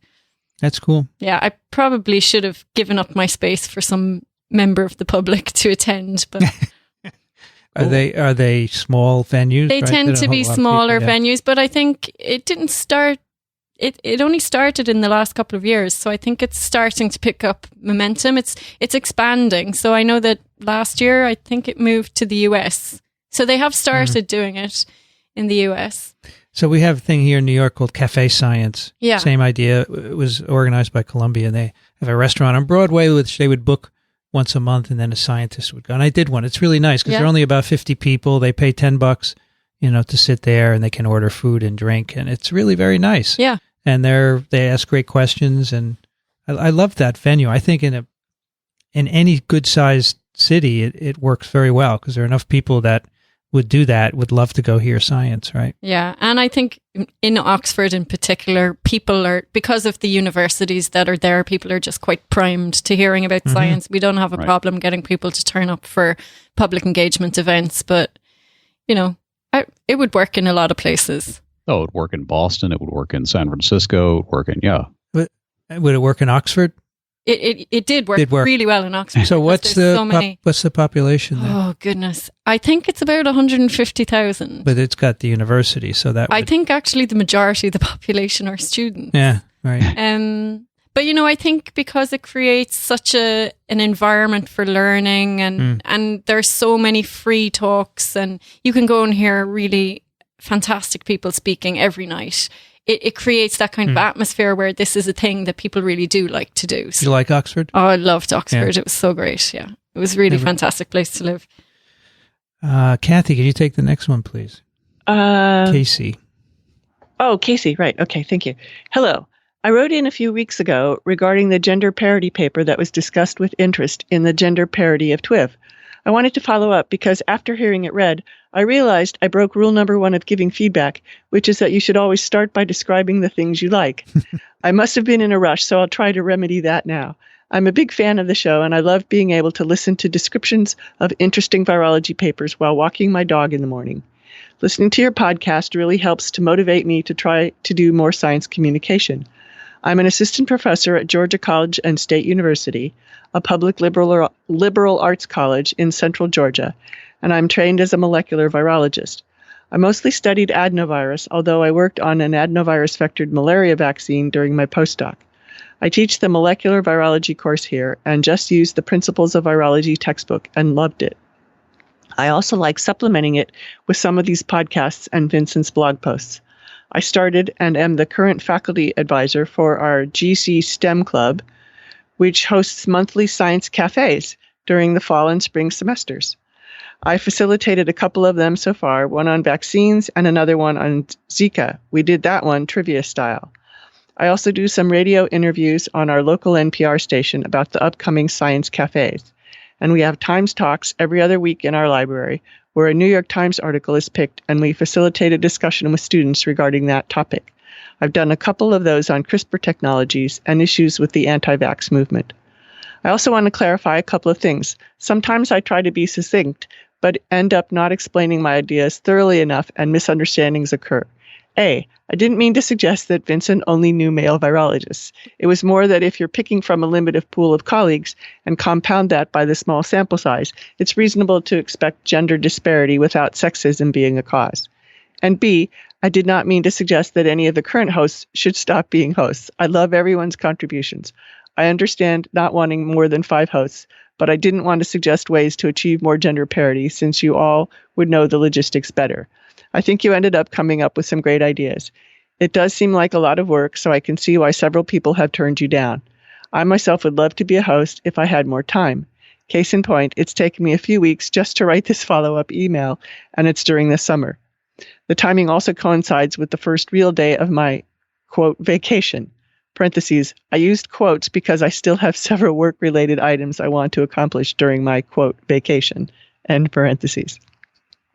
I'm actually on Long Island visiting family for my vacation, so the weather is a beautiful 28 degrees Celsius and partly cloudy, much more pleasant than Georgia this time of year.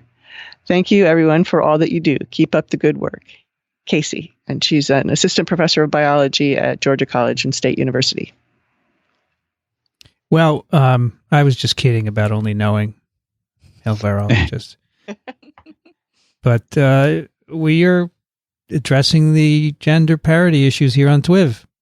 All right, we're doing it, yes. As you'll see over the next few weeks. And there are ways that we can do it, as you said, that we came up with. So we appreciate that. All right, let's do one more. And Lynda, sure. Your turn. So Stig writes, hello, professors. At the moment, it is hot for Danish standards, and my guess would be that it is around 20 degrees Celsius and mostly clear skies. I'm still not using a weather app, so that's about as precise as I can be. Unfortunately, I can't really enjoy it, seeing as I have my master's thesis to hand in at the end of August. Feels like I am working around the clock. I just finished reading Ignorance by Stuart Firestein, as recommended by someone from TWiV. I don't remember who, sorry. This is my 3rd email to the TWiV podcast, but this is the first time not trying to win a book.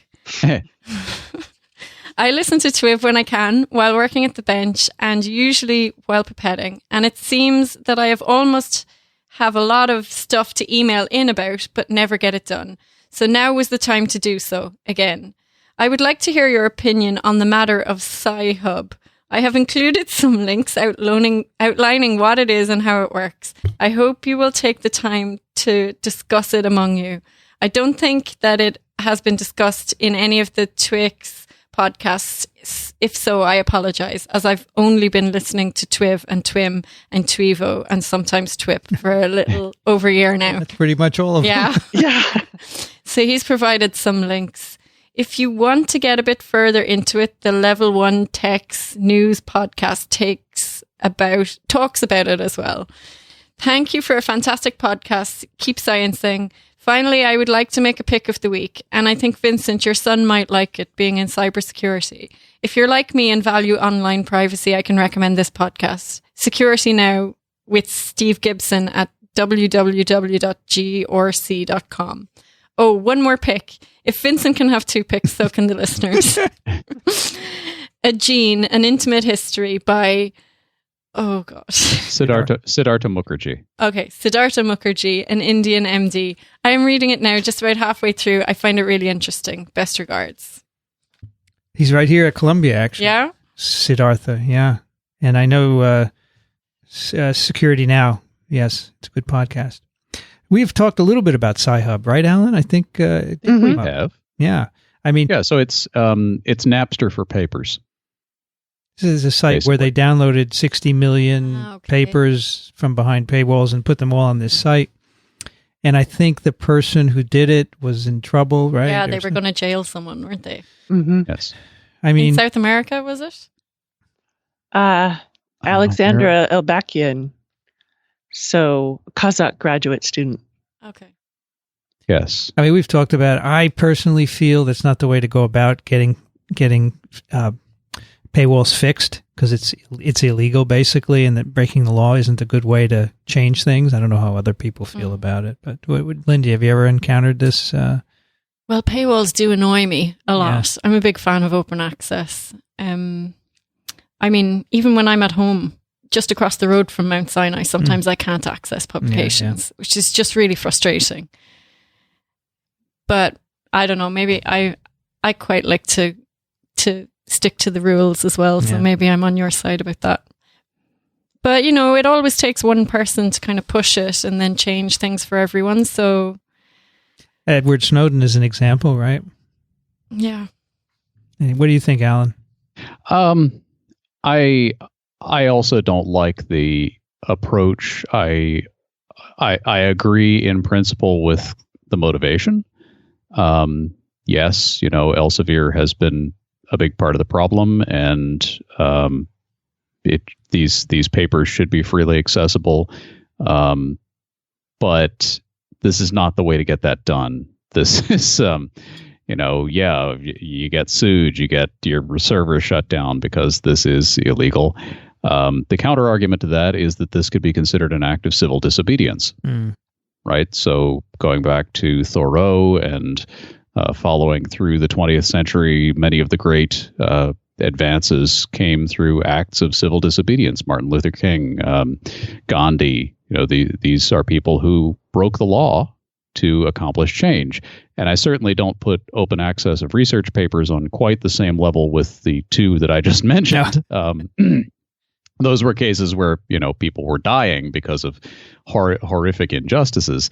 But there are many examples where someone will engage in civil disobedience. Now, the catch with civil disobedience is that you cannot then complain when the authorities crack down on you, because that is part of the whole process, right? That's you knew going into it that could happen.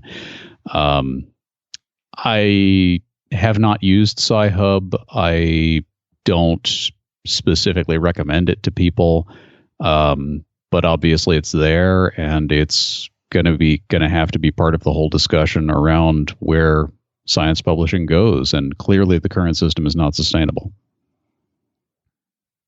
Yeah, I wasn't able to access anything. I tried looking at it, and I think they've had a lot of problems getting their domains shut down, so they've cycled through a bunch of them, and I don't know what the current status is. They got one of their domains got suspended. The domain registrars have variously been sued and had to shut things down. They've moved servers around. I'm not sure where they're currently hosting it, but so they do have some problems like that.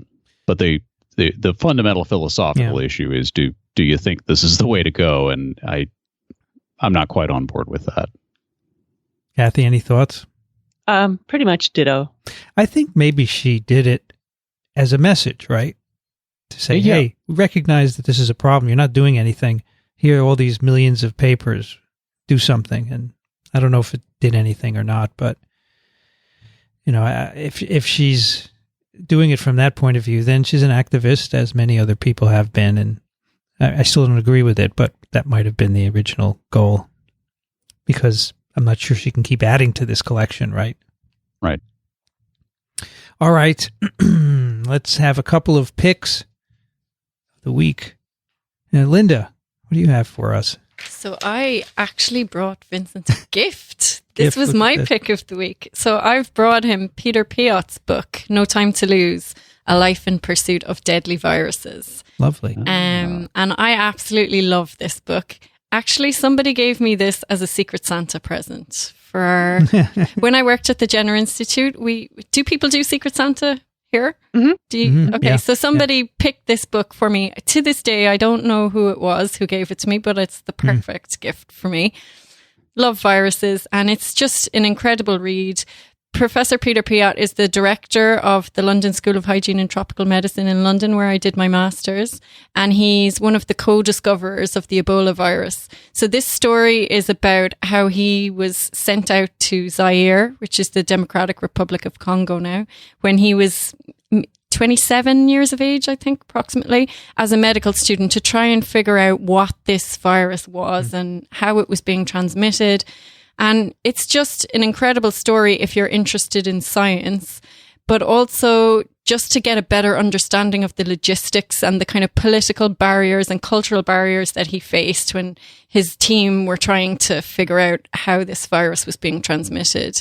And he subsequently went on to be UN AIDS director for the World Health Organization. So, the book is about his entire career in science, and it really gives a good overview of that kind of exciting field virologist work tied in with then having to work for a big, organization like the World Health Organization, where, there's all these political constraints and you essentially have to be a politician. So it was that transition from being a scientist to a politician. And it's just, he writes in such a lovely way. He comes across as a really great person, like the kind of guy you'd like to sit down and have a beer with and just have him tell you stories about his life.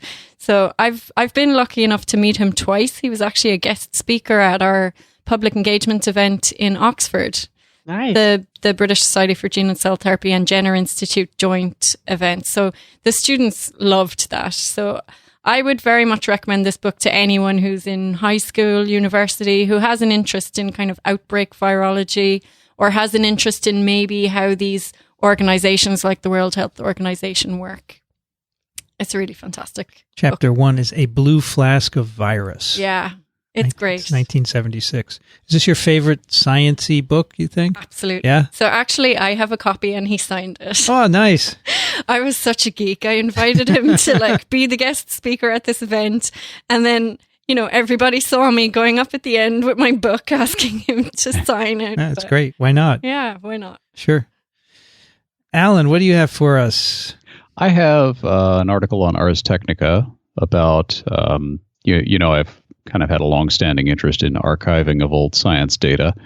And this was an engineer who died, and as the relatives were having the basement cleared out, they found this huge thing that was labeled property of NASA. And so they made some calls and brought some people in, and it turns out that this was in fact a computer from NASA from the Apollo era. Mm-hmm. And there was a whole big stack of tapes, like old computer tapes to go with it, from Pioneer 10, Pioneer 11, the Helios mission, all these old things. And the family was interviewed for the story, and they said, please tell people these items were not stolen. This guy worked for one of the contractors for NASA and worked on this thing, and I guess his employer was throwing it all out. So he went ahead and took it home. And the interesting thing is, a lot of people don't realize this is what happens to a lot of often historically important scientific data. You know, there is no centralized process for archiving anything like this. Projects come to an end and things just get set aside, and people either throw them in the dumpster or they end up in random places like some engineer's basement. So this was just a little glimpse of that. So they said, throw out the tapes. Yeah, NASA concluded that the tapes have nothing of value on them. On the other hand, NASA has concluded that about some other stuff that turned out to actually be quite useful, and then they had to go back and try and recover it. So who knows? I think you talked once before about how they erased the Apollo 11 moon landing tapes, right? Parts of. I mean, I don't want to trigger the man will never fly conspiracy folks, but there were a whole stacks of these things, and some of them got accidentally erased or destroyed, and a whole lot of them just got set aside and forgotten about, to the extent that the stuff couldn't be recovered or couldn't easily be recovered because the machines to read those tapes were no longer available. Yeah. And so then they went scrambling to try to reconstruct. There was this digital archaeology project, essentially, to recover these data, which of course you can't regenerate. And so whenever I see something like this, I think, yeah, that is the kind of thing that happens. I say this as somebody who inherited about 3 large Tupperware tubs of archives from a scientist who worked at USDA. And I then sorted through it, and that stuff is now sitting in an actual archive somewhere, but only because, the guy's grandson sorted through it. Well, they said they wanted to reuse these tapes, 200,000 tapes, to save money, and those were the Apollo 11 tapes. Yeah, that's what happens when there's no single person who's really devoted to taking care of stuff. Right. Kathy, what do you have for us? Well, in keeping with our subway maps arc, my brother happened to send me this one about U.S. rivers as a subway map. So at the top, there's just a zoom in on a section of it. But if you go a little bit further down, they've got the whole major rivers map, and then some smaller things they call bus routes. And it's just really cool. It's just taking it one step further, but it's neat to see, all the stuff that feeds into the Mississippi, and where the continental divide is and how stuff happens there. And I'm looking. Check it out. I'm looking here in the Northeast. I can't zoom in on this thing, but I guess that gray thing is the Hudson River from New York City going north. Yeah, I think so. There are no other major rivers around here. It's interesting. They're all inland. That's pretty cool. All right, I have 2 picks, as mentioned, and I think 2 should be the maximum. One I just added today. Just so nobody gets any ideas. No ideas. Don't get 3 or 4. The first one is an article that came out this week in the New York Times. It's based on a research article in the journal, in JAMA, Journal of the American Medical Association. And the article title is Clinical Pathological Evaluation of Chronic Traumatic Encephalopathy in Players of American Football. And this is a study done by, missing the name here, Jesse Mez, Daniel Denshvar, and Patrick Kiernan et al. No, I want the last author. The last author is Anne McKee, but she's not the one that's quoted in the article. So let me look at that, because she's been the director of it. The picture, it's a front page picture in the Times of 110 brain slices. Yeah. These are I saw this. 110 of 111 NFL players who have died and requested that their brains be sent to this. Anne McKee, a neuropathologist, did this study, and she found in 110 out of 111 the NFL players, the total number of brains they had was 202. 202 players of American football from a brain donation program. 111 of those were NFL players, and 110 had signs of CTE. Now, as they say, this is a convenience sample, which means it's not a real clinical trial, because these are all people that were thought to have CTE. And in fact, she went through and looked at the slices and concluded that most of them do have CTE. There are pathological changes throughout the brain. You know, this is a very sad story of a lot of these players who, they get hit lots and lots of times in their head, and then after they retire, they start to have all kinds of problems. One of them that they discuss is Ken Stabler, who was a Super Bowl winning quarterback who retired and was having cognitive and behavioral issues. He had headaches. He had all sorts of problems. And when he died of colon cancer, he said, take my brain after I die and figure out why I've been going downhill. And he's one of the brains that they have here. Basically, football is a rough sport. The American version of football is a rough sport, and it's very dangerous. And, the problem is kids start this very, very early on in school, and it adds up. Interestingly, after this study was released, I think a Baltimore Raven player is an MIT graduate. They call him the smartest man in football. He has a PhD in mathematics, and he's quitting after 3 years after seeing this study. He says, "This is ridiculous. I can't play football anymore." So it's kind of sobering. I'm not sure it's going to change anything. I mean, I'm not sure equipment is going to make any difference. This is a sport people like to like. Way too much money in this exactly to change it. I'm sorry to say, but that's what this is about. And there's a wonderful graph at the Times showing the fraction of players at different positions. Yeah, I saw that. The linemen 44, running backs 20, defensive backs, and then the punters only 1. So that's the position you want, right? You want to be a punter. Yes. Everyone should be a punter. And these people died for anywhere from 23 to 89 years old. Some of them die very young. So anyway, it's a very interesting study. And then today, this morning as I came in, I saw a tweet from Arturo Casadeval, chair of micro down at the Johns Hopkins Bloomberg School of Public Health. And he's been on TWiV a couple of times. And he wrote a lovely opinion piece with Ferric Fang saying...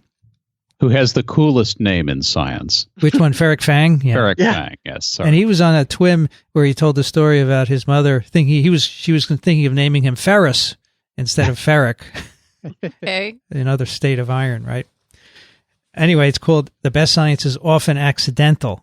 And it's just series after series of examples of how the best discoveries are accidental, which is why we should get rid of the significance requirement in grant reviews, because sometimes it's very difficult to know what's going to be significant and what is not. And his last sentence is, politicians should abandon the misguided attempt to justify individual basic research projects on the basis of anticipated benefits and focus instead on fostering a rigorous and inventive research enterprise that continues to pay society big dividends. This was in the Baltimore Sun today, so it's really cool. I'm glad that they published it.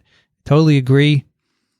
I think they ought to get rid of the significance. You have to write in your grant application, what is the significance? And then you get rated on your significance. This is ridiculous. Totally ridiculous. And I like the first story, of course, is about CRISPR. 30 years ago, pop-up ads here, sorry. A group of Japanese scientists published a DNA sequence that they didn't understand from E. coli. It was all repeated.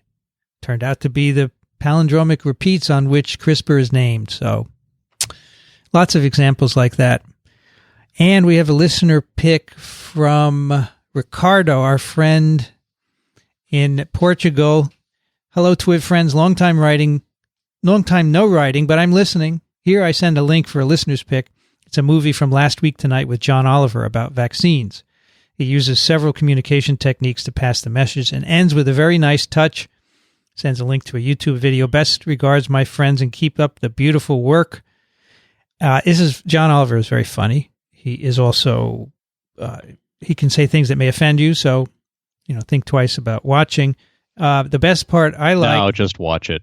Is when he says, we don't celebrate on Facebook that we don't have infectious diseases. And he showed a fake post saying, "Didn't get polio today, so lit."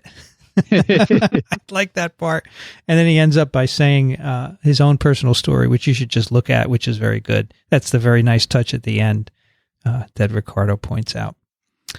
And we had a pick, of course. We had 2 picks from, was it Stig? Yeah, I think it was Stig. Security Now and the Gene and Intimate History. And I think that's all for this TWiV. You can find it at Apple. Yes, anything else, Kathy? Well, I just wanted to say on the rivers map, if you click through on that blog post, the third line through is delightfully crafted guide to waterways. Then you get to the same large U.S. map, and you can click to enlarge it. And the bus route 8 is the Hudson River. Yes. Why is it a bus route? Well, because it's not small enough to be a subway line. It's not big enough. It's not big enough to be. Sorry, it is now. Historically, it's extremely important because that's why what distinguishes New York from Philadelphia or Baltimore or any of the other northeastern cities is that you could take the Hudson and then through a fairly short canal, which was not too difficult to dig, you can get into the Great Lakes, which connects New York to the entire Midwest, and of course, New York is a major East Coast shipping port. So now you've connected the Midwest to the world. And that's what made New York great. Okay. It's a bus route along the Hudson River. Now. Got it. Yes. Thank you. Very good. Yeah, you can zoom in on that. All right. TWiV 452. You can find it at Apple Podcasts, microbe.tv/TWiV. We love getting your questions and comments. Please send them to twiv@microbe.tv. If you like what we do, consider supporting us. You can go to microbe.tv/contribute. And we have a couple of ways you can help us out financially. We have Patreon accounts where you could give us $1 a month if you'd like, and other ways as well. Kathy Spindler is at the University of Michigan in Ann Arbor. Thank you, Kathy. Thanks. This is a lot of fun. It was fun to have Lynda on, too. Thank you. It was great to meet everyone. Lynda Coughlan is at Mount Sinai here in New York City. Thank you, Lynda. Thank you. Let's see. You are Virus Nerdette. I am. On Twitter. Virus Nerdette on Twitter. Virus Nerdette, all one word. Yep. Who's Virus Nerd, do you know? I couldn't get that account. It's apparently somebody who hasn't used it since 2009. Yeah. And I think they speak another language. I don't know. None of the tweets are in English. But when I signed up, that account was already gone. So I had to Virus Nerdette. change it. Yeah. Oh, there you go. And Virus Nerdette, I've been ever since. All right. Thank you, Lynda. And come back sometime. Yeah, definitely. You're here, right here in New York. It's easy to get here. Exactly. We'd love to have you back anytime. Thanks. Alan Dove is at alandove.com. You can find him also on Twitter as Alan Dove. Thank you, Alan. Thank you. It's always a pleasure. I'm Vincent Racaniello. You can find me at virology.ws. The introductory music on TWiV is composed and performed by Ronald Jenkins. You can find his work at ronaldjenkins.com. You've been listening to This Week in Virology. Thanks for joining us. We'll be back next week. Another TWiV is viral.